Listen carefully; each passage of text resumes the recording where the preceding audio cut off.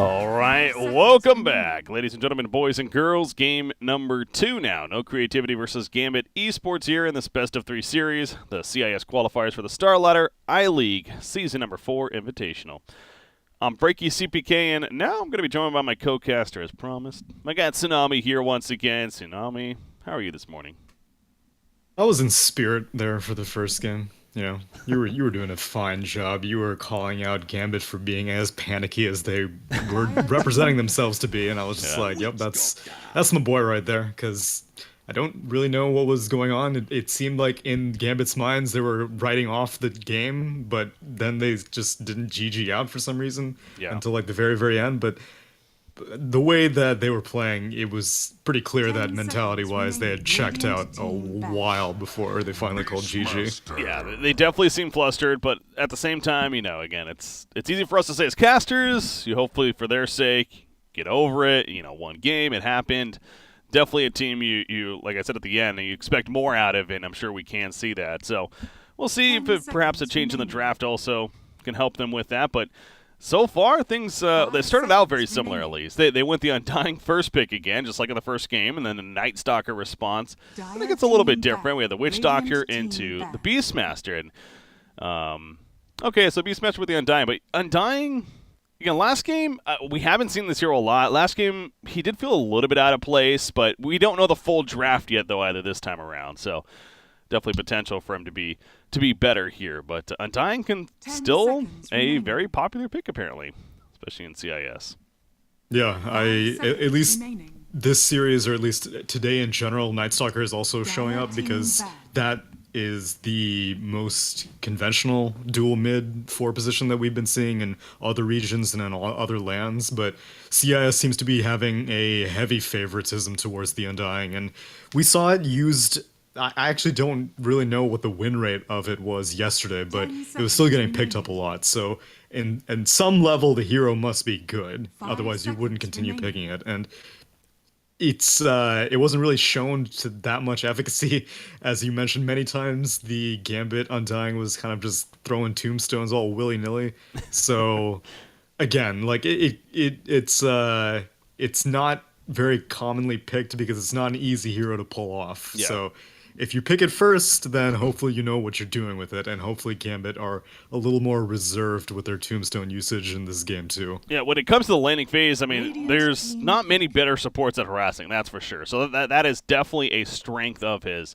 Again, spamming that decay on hero. So maybe they just, if anything like for that, try to secure whichever hero he's with. And in the last game's case, it was the Viper. Again, both the Viper and the Queen of Pain both really kind of struggle. They've both been kind of mediocre. But trying to help whoever he's with really win their lane is the ultimate goal. So we'll see if that changes this time around. Again, they got the Beastmaster to work with it here. A lot of microing coming out. We saw Cheshire Cat play the Enchantress last game. Another hero, though, that definitely uses all that micro. It's the Beastmaster, and a little more relevant one right now on the scene. So actually excited to see that pick coming out from them. A lot of carry bans with these latest bans on both sides. Medusa, Morphling, as well as then the Weaver and the Gyrocopter taken away from Gambit. So the cores starting to get limited a little bit, but there's still plenty of options out there. We're going to see a Clockwork now. For no creativity. Very mobile lineup so far, or one that's going to be wanting to move at least on no creativity side. Yeah, and you're not necessarily forced to make those movements around nighttime with the Night Stalker, Witch Doctor, and Clockwork. They can. One of these heroes are going to be offlaning. We have seen offlane Night Stalker occasionally, but I would probably prefer an offlane Clockwork in this situation. Both of those heroes are strength heroes, and so either one that you send to dual mid is going to suffer doubly from the decay because you're not only losing your HP, but you're also going to be losing damage from the decay's strength steal. So either of those heroes will both be somewhat cut down, but I prefer Night Stalker in general because Void is a, ranged nuke, whereas Clockwork, he has to get into melee range to deal damage. You can try to cog burn people, but it's not the best use of your time or mana. The draft so far, it's Gambit Esports. Again, the only difference is they have the Beastmaster now instead of the Enchantress, which Beastmaster, yet another melee hero that they're bringing along with the Undying Tusk supports. And that's something else I brought out in the draft last game was, although we've seen it before, you're running dual melee support now as well, which, can be a little bit of a concern, especially, you're dealing with cogs on the other side, for example, which could be really annoying for the melee heroes getting in there and assisting in fights and being together because you're all melee with a Witch Doctor, that cask bouncing around, just for a couple of examples of why that could be an issue. So is it something that you're seeing as well, or do you think it's not going to be as big of a concern? Yeah, I think Cask is going to be an issue because that'll be an issue all game long, specifically with Tusk, because Snowball, you clump up all your heroes no matter what. Like, if you like it or not, your heroes are going to come out of a Snowball clumped up, which makes them easy pickings for a Cask. And as well as, like you said, Clockwork Hook and Cogs, because, once the target, or once the Snowball dismantles, then you're very vulnerable to getting hooked on. So that is a bit of a concern. But thankfully it is heroes that are tanky, so chances are that Tusk is either going to be using Snowball defensively, or if he's using it offensively, it's going to be to bring Undying in, and he doesn't really care too much if he's knee-deep in the fight. That's right where he wants to be. Mm-hmm. Yeah, let's just go another melee. They snap pick the Phantom Lancer, actually, here for Gambit Esports. Queen of Pain coming out for no creativity. Kind of living up to their name right there. Once again, the Queen of Pain, just like the first game, going to be played by Scandal, I'm sure.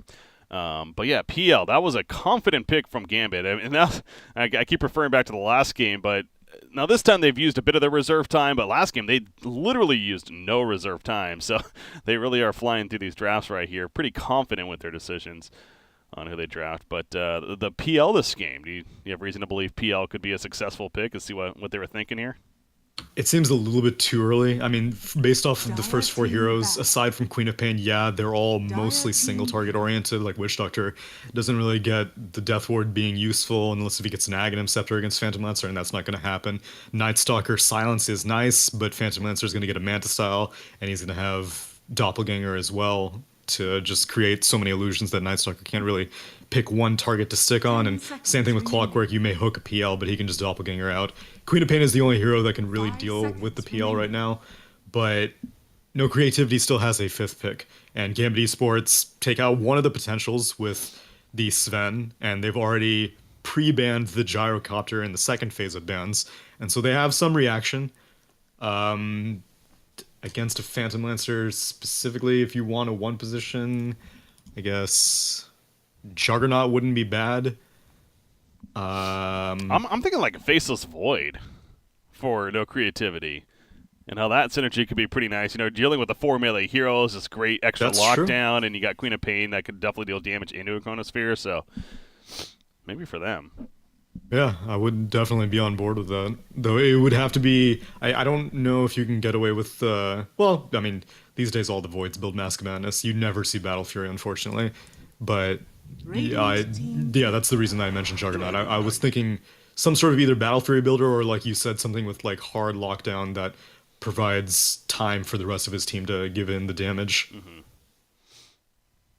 All right, well, we're going to have to choose fairly quickly right here. Only 10 seconds of reserve time, but Gambit Esports, they finish with the DK, and there's the Anti-Mage. So that Battle Fury idea that you were getting at, definitely giving them also late-game security is safe to say whenever you see that pick happen. But, man, they go Dragonite. I mean, technically Dragonite's a kind of a half melee, half range, to be fair, of course, with the Dragon form, but it's not often you get 5 heroes that essentially are melee, at least from the beginning of the game. So I'm not saying that that's going to be that's what makes it a bad draft ultimately, but that's standing out to me, at least. That's kind of been the theme this draft here. So we'll see how it works for them, though. They go the DK final pick, so PL will be in the safe lane.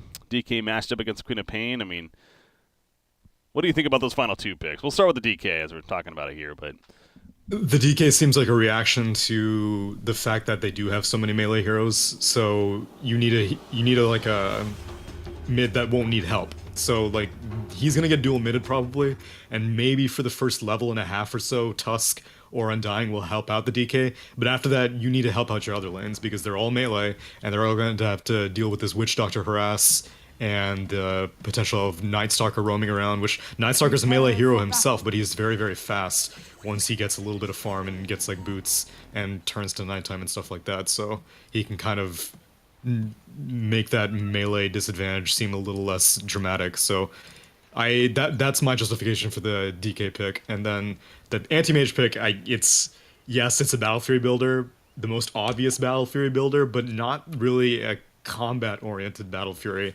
which is something like a Juggernaut would do. I still really like that Void idea. It would have worked out so well for no creativity, but Anti-Mage, like you said, provides late-game insurance. Not that I think they need it, but I guess, they don't really want to have to push early against this super tanky team of Undying, DK, Beastmaster, Tusk. These heroes will sit around if you try to push around into their towers, and they won't go away until you kill them, and that's not going to happen easily. Yeah. Okay, well, into the laning phase we are going to be heading here, of course. Yeah, but Undying, I'm sure he's going to be babysitting the Dragon Knight once again in the middle lane, and Witch Doctor could potentially... he'll probably need to be at the bottom, though, helping out that Anti-Mage, at least in the early parts, of course. So maybe the Night Stalker will be sitting middle, but definitely you'd probably give the favor to Gambit's side, though, I would think, especially when it comes to harassment. Obviously, Night Stalker being the daytime early on, not a lot that he can necessarily be doing there, but yeah, we'll see how that works out for either side. Any rune congestion? Bot lane, maybe. Kind of running in, yeah. If they want to, got to be careful with the cask. It only hits Undying, and actually Nefrit will still pick it up. So they try, but are unable to do so. I mean, the 2-2 they're split. definitely worried about the cask, though. I guess you make Anti-Mage take mana break at 1. Not that he really cares. He's just gonna be farming creeps for as long as possible. I don't know if he'll go. Okay, he goes for a stick right in the side shop, so he knows that. Sorry. Yes. Well, so I was just, oh my god, Massacre almost died right there. That was close. But yeah, by the way, Massacre is their offlaner, and he is running the offlane Night Stalker. I really was not expecting that. I know you brought that up potentially, but wow, okay. Yeah, Clockwork, I don't really know. I mean, he's going into this bot lane now. They really want to cancel this TP, and he actually gets the battery assault proc. What a lucky little battery. That was pretty lucky right there. Yeah, that's and that actually gives a kill to Nefrit as well. On top of it, so not just any kill. It's first blood. Yeah, first blood for him. Not looking good for Gambit so far. Yeah, honestly, like that's pretty significant, because the sooner that you can leave this Anti-Mage alone, like Witch Doctor needs levels as well as Clockwork, and so you can see this defensive tri-lane is being set up right now because they saw the Undying, they saw the Beastmaster, and a 2-on-2 will favor the Beastmaster and Undying against a Witch Doctor Anti-Mage, because Witch Doctor Anti-Mage just don't really do very much. But you toss the Clockwork in the mix, you give first blood to Anti-Mage, and all of a sudden Nefrit can start being left alone much earlier, because, I mean, he's got Blink until Beastmaster hits level 6. How is this Anti-Mage going to die? Yeah. Yeah, the Undying decided to be here in the first place. I mean, it kind of goes back to that. I mean, I guess you figure Dragon Knight is going to be okay, of course, middle lane. It's not like this is... Dragon Knight in general, especially now with the level 2 Dragon Blood, he's fine. He's going to be regenerating, has plenty of armor. But what is an Undying accomplishing at the bottom lane, right? You know, especially after that first death, does it still make sense that you're seeing him down here, or would you rather just see him in the middle lane? I guess that would also soak experience from the DK, though, to be fair. Yeah, that's a good point. Beastmaster's kind of... If he was, like, going to stack Ancients or something like that, or, like, semi-jungling, which isn't really feasible anymore with the removal of Iron Talon, but it's still, like, somewhat possible, then I can make some justification for Undying sticking around down here. But yeah, right now, like you said, he's not really getting very much done. He's not really protecting Beastmaster very much. He's just kind of standing around and giving stick charges to Anti-Mage. Oh, Massacre! The snowball in should be enough damage, and indeed it is. Daxek gets credit for the kill right there, so well played bottom lane. Oh yeah, let me give you a pro tip for these CIS names that I was given in Twitch chat earlier. Okay. So remember yesterday we had Hakan? Lefty, Zakao, as I like to call him? Yeah, yes. Zakao. So it was Xakoh was his name. Yeah.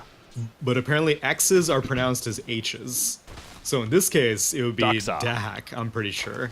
Oh, I'm not 100% sure. I can't confirm that one, but I'm pretty sure it's Dahak. Dahak. Okay. Or Dahak, yeah, something like that. And so, yeah, H's are, or X's are H's, and then K's are, or wait, now you're just confusing yourself. I don't remember what the other one was. I'd have to look at it, but I know that, yeah, the X's are H's. I know that much. And I'm American. I'm going to stick to my way that I know my letters and just pronounce it how I see fit, all right? No. Fair enough. Yeah, so some of these players, I mean, obviously, I try my best to call them by what they prefer to be called, of course. But yeah, I mean, I see these letters, Doxok. That's what I'm going to go with for now. You gotta become a more worldly person. You gotta expand your horizons. Gotta travel even Did more. you not take any foreign languages in high school or anything like that? I took German, but forgot it. Oh, okay. Yeah, of course. Took 2 years of German, and then I was like, all right, never gonna need this again. And then I went to Germany like a couple years later. Go figure. Classic. Yeah. I know how to count in German. That's all I can remember, though. Anyways. 1, 2, 3. There you go. There you go. That's exactly it. All right. Undying for now is kind of just trying to soak up experience at the bottom lane while Cheshire Cat's in the jungle. The problem is, he's kind of hijacking the lane from Beastmaster. So Beastmaster now is finally going to this jungle transition, which maybe he was just waiting to finish off his boots or something, but it's still like a very awkward situation for this bot lane because they're not getting very much done. Clockwork has managed to hit level 3, Witch Doctor has managed to hit level 3, and they're in the tri-lane. Meanwhile, Undying is still level 2, and he was in the dual lane.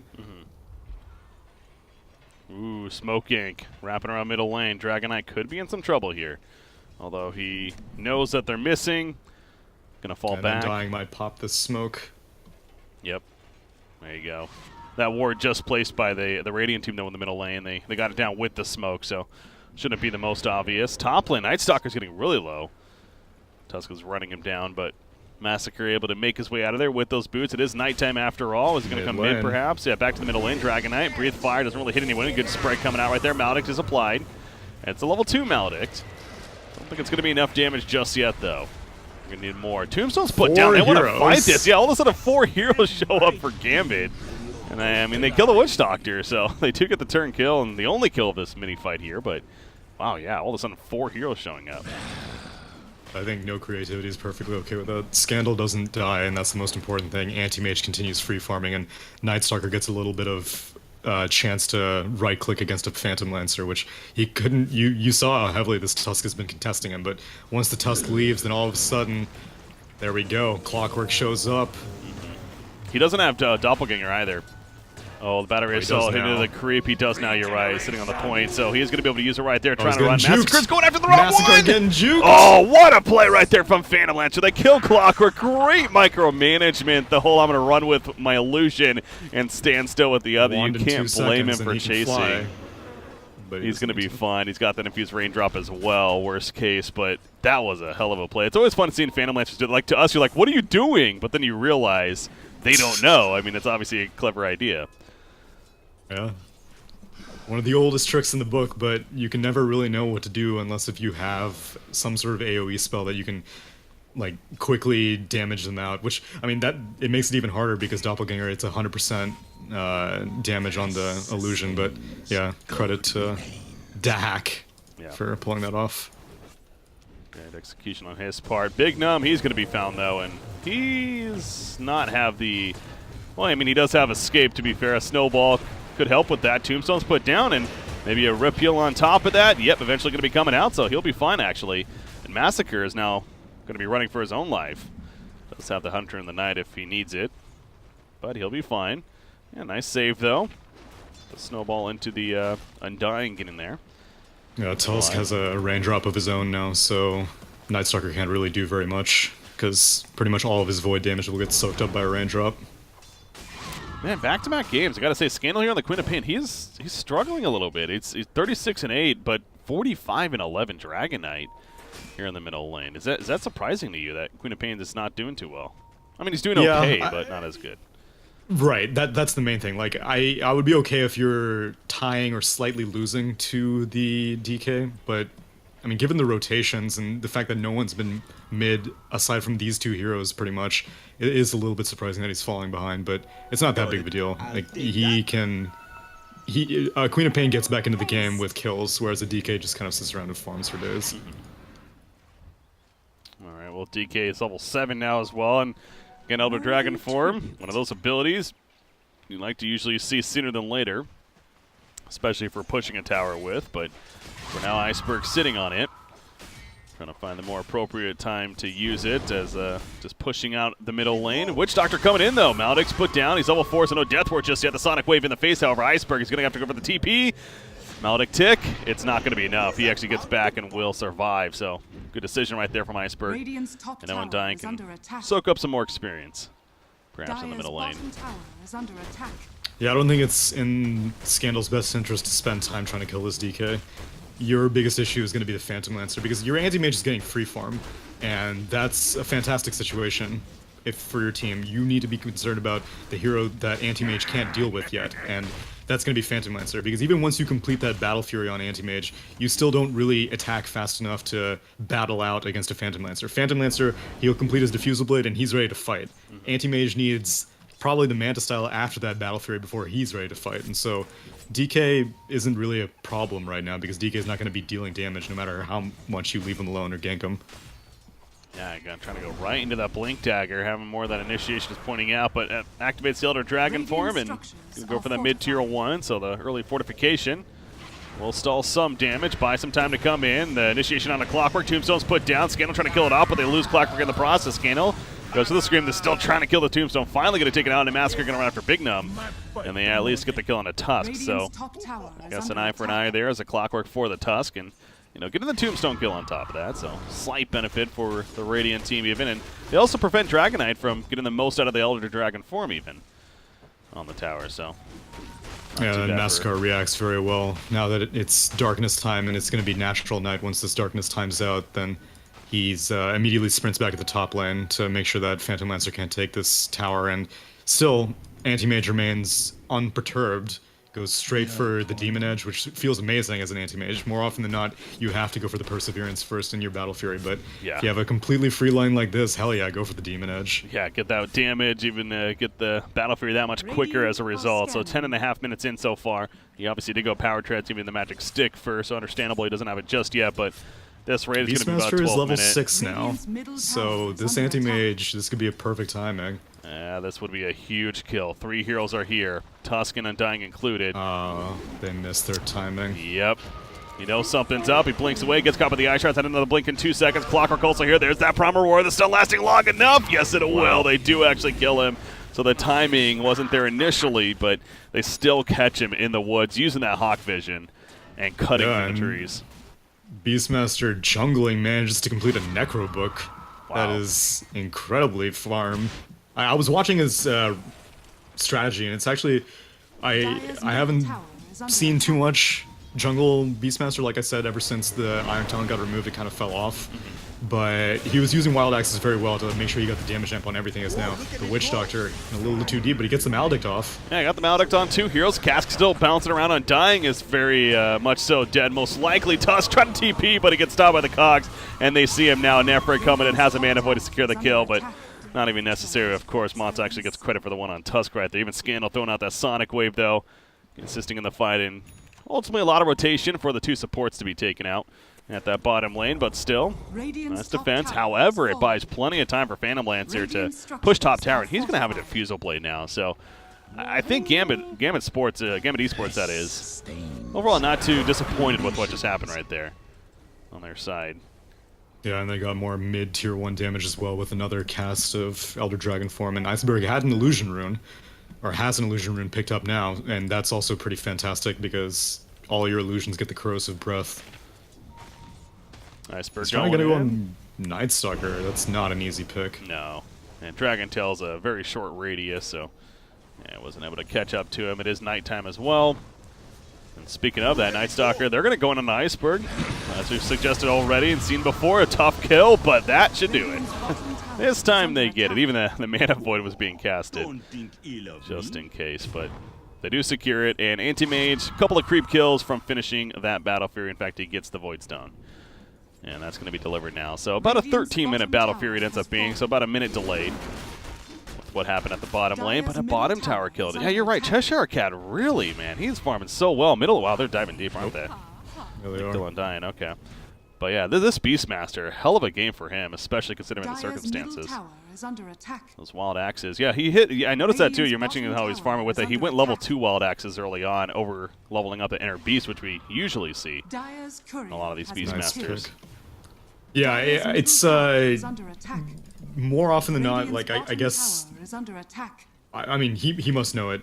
Sometimes I feel like with the Wild Axes, since it's flat mana, flat cooldown at all levels, like, if you want to put levels into it, then maybe you just want to max it. But I guess because he hit that level 6 and because he got that Necro Book so quickly, it's just like, alright, well, my axes have done their job. At this point, it's more about the push, so more leveling up on my Call of the Wild. Kind of getting caught out here, though. Yeah, he gets a little bit too deep in there. And now Night Stalker, however, will fall in return. He's an offlaner himself, remember, Big Num.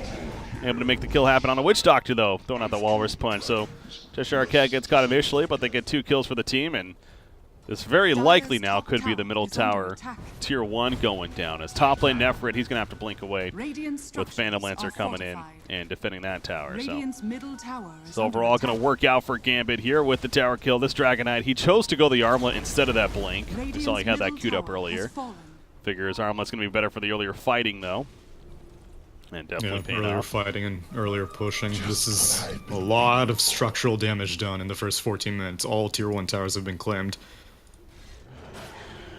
Anti-Mage? Okay. He ports out to the bottom. And now he's going to farm down here. He's seen porting here, though. The Observer Ward very, very well placed from the Dire side. In fact, they got very aggressive vision now that I'm looking at it on the Dire side. Top lane, PL's fine. But yeah, that's good for Gambit having all this aggressive vision. And they're going to have actually 4-man smoke now as well and head towards the top. Maybe, oh, they're going to run into the other smoke. This is going to get interesting.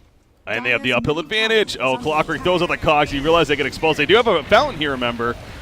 They are going to pop the Shrine. Iceberg in the midst of though. Dragon Tail Sun on the Witch Doctor. They get him killed right off the bat. Tusk is dropping as well. The Rip Heal, though, will save him for now. Massacre in the midst of it. He's not going to live. Night Stalker just joins the fray. Hunter in the night? No, not in time. It is nighttime, but it wouldn't matter there. That's too much damage. Storo. Nice Ice Shards actually catch him, but he backs off. So they take out Night Stalker and Witch Doctor, and they're going to go for the objective top lane now. Yeah, this is my concern whenever you pick an anti-mage. Like, yes, he has a Battle Fury, but as you can see, he is in no position to fight right now, and you are losing every single structure on your entire map, like, very, very quickly, way faster than you're going to be able to take. Like, he's trying to get a tier 1 of his own. He's taking it so slowly, and he can't even do it because Phantom Lancer is going to come back. So, anti-mage is just constantly 2 steps behind of this Gambit strategy. And that's to the credit of Gambit, though, at the same time. They're very aware of that, so they're making a point to push these objectives as quickly as possible, especially, again, rushing that Necronomicon on Beastmaster, again, the Elder Dragon form on DK with the early Armlet, and it is paying off here. So, Tier 2 top already destroyed. Phantom Lancer, what is he getting next? Going to go the Yasha into the Manta, most likely, to follow up that Diffusal Blade. There's great synergy there. No Shadow Blade on Phantom Lancer today. That was pretty creative. It was interesting to see. I still can't vouch for how effective it was, but I mean, these guys, oh wait, no, they're playing against no creativity. I was going to be like, oh, they're no creativity. Of course they're not going to go for the Shadow Blade. That doesn't work. I mean, if they're called Gambit, then they should totally go for it, actually. There you go. It's the opposite. Queen of Pain, Oblivion, Staff 1 finish, so the Orchid's on its way, and again, Scandal's had a very quiet game, though. I mean, he's 2-0-4, so from that perspective, he's actually not doing too bad. But ideally getting him a little bit more involved, it feels like easier said than done, though, because you keep going back to this anti-mage is making this a 4-1 strategy, essentially. And Queen of Pain relying on teammates to perhaps set up these kills, so they try there at the top lane, but Tusk is a little too slippery. Yeah, see, that's the problem, because Clockwork isn't really initiating, and Queen of Pain can't initiate, because if she goes in, then one of two things will happen. Either she's going to get roared by Beastmaster, or whenever she goes for initiation, Tusk is just going to snowball everyone who's about to take a Sonic Wave or Screen of Pain, and then just sit in the banish. And so it's up to Storo on this Clockwork to basically soak up all the aggression that Gambit want to counter-initiate with. Yeah. Which they see Bignum up here, and Snowball is down, but they're getting wrapped around. Yeah, actually, the catch-on always want to flat those on the Tombstone. Elias, Primal Roar, activated on Clockwork, the Rip to heal himself. Monta's going to end up falling despite the Death Ward attempt. Goes down shortly after. Clockwork also picked off. Queen of Pain ended up dying over there against the Tusk and the Phantom Lancer. Even the Dragon Knight, it looks like, actually. Yeah, with the Shadow Blade on Dragon Knight, came in with the Dragon's Tail and didn't even need the Elder Dragon form to finish her off. It was just a Walrus Punch, and now they're going to go straight into the pit. Meanwhile, Anti-Mage really wants to take a tower. Let's see if he can do it, but this Roche is going down exceptionally quickly, so I don't even think he's going to make it to past the river. Yeah. He's got the Axe queued up, and that's going to be the key, especially of like, okay, now I can feel comfortable fighting, but again, that's still 4,200 gold away in full. Well, I don't even know if that's the point of him saying now I'm comfortable fighting. I think that's him saying now I'm comfortable not dying, because that's just one of many spells. Like, I mean, we have to worry about Soul Rip popping it, or technically Snowball has a weird interaction. The Snowball, once you connect onto the Anti-Mage, meanwhile Radiant Ancients. That was well played right there, netting him even to secure that kill, but they do lose the Dragon Knight. However, they also get the kill on Clockwork, so 2 for 1. Yeah, watching that take place. Who has... Oh, that was the Beastmaster, okay. For a second I thought he had like a Helm of the Dominator, but no, that was Beastmaster controlling the troll there and netting him to finish off, but DK a little too far in. At least a turn. But yeah, this AM still needs a fair amount of time before... So yeah, you got the Axe queued up. Obviously he's planning to go for that, it seems like. Yeah, I'm not a fan. I think that maybe even something like a BKB would be better for him, because both him and, like, so he has the same issue as Queen of Pain, basically, which is like, I can't jump into the fight. Someone else needs to jump into the fight, and then I follow up after that, because there's no way that Beastmaster's going to be like, oh yeah, Aghanim Scepter Anti-Mage, of course I'm going to roar this guy. No, he'll just wait for one of the various other spells that Gambit have to pop it, and then go for the roar. So, I mean, BKB won't save you from that either, but at least it'll protect you from some of the magic damage that'll follow up after you get stunned. Yeah, it does feel like a tough itemization game, because at the same time, exactly, BKB, they have Prime Aurora, they have Walrus Punch, even goes through that, so and they're dealing still plenty of physical damage into it, so it does feel like, again, kind of a tough game to really itemize for when you are the AM here, but committing to that Axe. Meanwhile, their bottom tier 3 is going down. He's killing the tier 2 top lane. Obviously, you want to think about defending here soon, though. The tier 3 is definitely lost. Will they lose the racks on top of the Massacre? Kind of just runs in. He's going to end up falling because of that. He buys back immediately, though, as Clockwork went in, but he couldn't even get off the cogs. He just dies as soon as he hook shots in himself. And Nefrit is here on Anti-Mage, but again, he's still not the most comfortable looking to actually fight at this point. So the melee racks is at half-life, fortification stalling, but not long enough, and eventually goes down. They're going to easily get the ranged racks, and they're not even going to retreat. Why should they at this point? Ninestalker, he's going to die again. That's a dieback on a Massacre right there. Nefrit just continues to cleave up what he can, but blinks away as soon as they go somewhat on him. Playing it very, very safe, understandably, but Gambit, objective gaming, man, and it is working big time. Yeah, they've still got an Aegis on Phantom Lancer. You can go for yet another tier 3 after this, because you've got a little bit of time left on the Elder Dragon form if they want to get some damage, but I guess they'll back off, play it safe. Yeah, not necessarily in a huge rush right here. I mean, obviously it is an Anti-Mage, but he still needs plenty, as we keep discussing at this time. So, Manta Style finished on PL now as well. He went the bots first, but as the Manta unfold, Dragon Knight, you talked about the Shadow Blade. He now almost has his BKB on top of that. Oh, scandal. This would be big. He's going to get it. The Shadow Blade is going to allow him to get in there. He even gets the backstab hit. Well played. Queen of Pain's dead, 50 seconds. She'll be taken out of the game for at this point. And that's probably a kill to trigger maybe pushing tier 3 again. Group not That's mid. possible. Phantom Lancer has BOTs up in 5 seconds, although you don't have Elder Dragon form for 20 seconds, so may wait for PL to finally come down to the bottom lane stairs before they start making any aggressive moves, because he's creating pressure. Thankfully, Nefrit is doing the right call. He's cutting the wave at the same time, so it's like a net 0 movement going on in this bot lane, but that favors the Dire team. Oh, there's a double damager in there. If only he just went a little bit further, but he has to TP back, as Storo is going to end up going down. He's only dead for 28 seconds. He's only level 7, so that's kind of the good sign, I guess. But tier 3 tower, it's going to fall in the middle, and now the rack's easily exposed. So again, what do you do if you know creativity? You just can't stop this. PL still has the Aegis.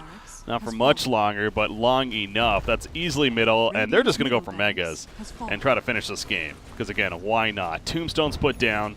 Massacre's like, I've already tried several times. I keep dying. What do you want me to do? Promeroid himself! He actually did it! He got the axe. And guess what? Saying he wasn't going to. Well, he does get the kill, actually. Sonic Wave on a couple heroes off to the side. The Rip heal coming out. Always want to fly. Just simply trying to run in that A-bomb for him, but it's not going to be enough with the Flesh Golem even. Buyback on a Witch Doctor. Yeah, it is. Was for a little bit there at least, but now they initiate back in. Hookshot going in on Dragonite, lock them within the cogs.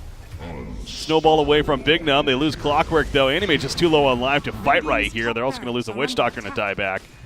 And even despite the Primal Roaring himself, they're still going to come out on top. And the GG's called, so a little bit of comedy there of sorts, but there was no way Gambit was going to be losing at that point. No.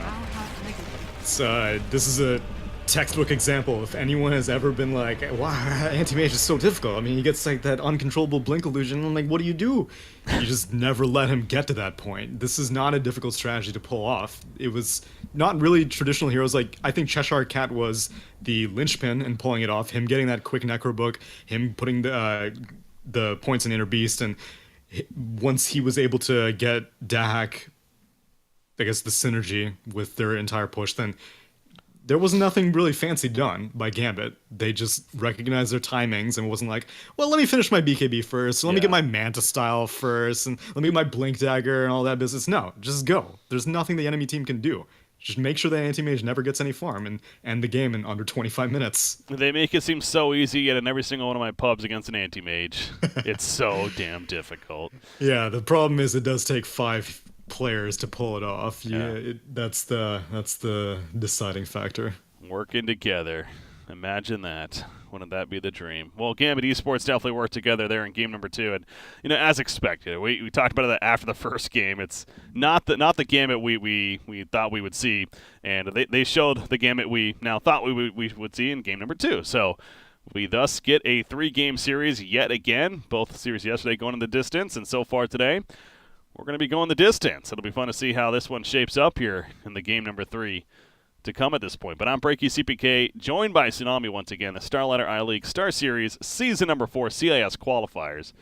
Winner moves on to the semifinals. Loser is out of the qualifying tournament. We'll be right back here, game number 3.